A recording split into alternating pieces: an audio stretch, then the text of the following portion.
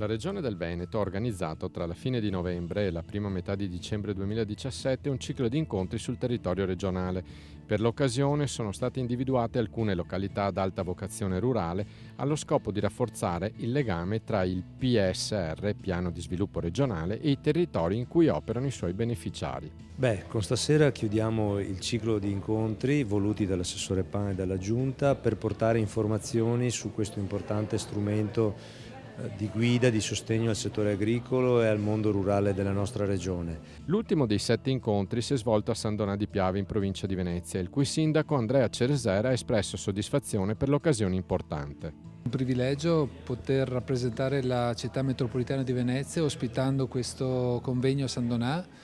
San Donà, che è terra importante per l'agricoltura del Veneto e non solo, è terra di bonifica e quindi strappata dall'acqua con un lavoro che ancora continua, visto che quasi metà del nostro territorio è sotto il livello del mare, quindi con una serie di specificità che devono trovare valorizzazione attraverso gli strumenti del piano di sviluppo rurale. Tra le testimonianze di beneficiari del piano di sviluppo rurale Veneto, che hanno raccontato la loro esperienza. Noi abbiamo avuto contributi per quanto riguarda fasce tampone, siepi alberate, e per quanto riguarda agricoltura conservativa per 57 ettari abbondanti. Per quanto riguarda le alberature, queste ovviamente rompono il paesaggio che sarebbe altrimenti piuttosto desertico e ci permettono di limitare fortemente lo sversamento di liquidi fortemente azotati nelle scoline e nei fossi. Per quanto riguarda l'agricoltura conservativa, ci permettono di lavorare con meno operazioni sul terreno, e questo permette anche alla lunga spugnosità del terreno e fortissima biodiversità. Siamo un'azienda appunto vivaistica, produciamo principalmente giovani piante da orto.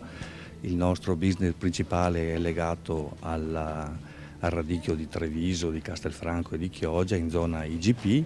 Negli ultimi anni c'è stato uno sviluppo abbastanza considerevole legato appunto all'aspetto commerciale anche di questo radicchio.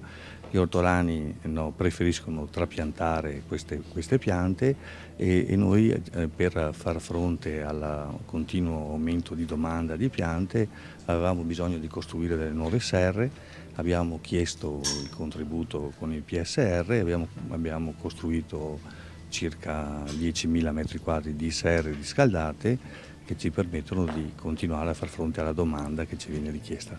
Questo progetto ha sviluppato un microbirrificio artigianale da nostra materia prima, quindi un microbirrificio agricolo. I piani di sviluppo sono sicuramente ambiziosi e ci auguriamo che il mercato ci possa aiutare. Il prodotto è interessante perché è un prodotto destinato ai giovani. Attualmente produciamo 9 tipi di birra, 5 birre tradizionali e 4 più particolari, stile American Pale Ale e Indian Pale Ale, tutte da nostra materia prima, prodotta in azienda. L'azienda è tutta biologica, quindi sia la parte vinicola che cerealicola.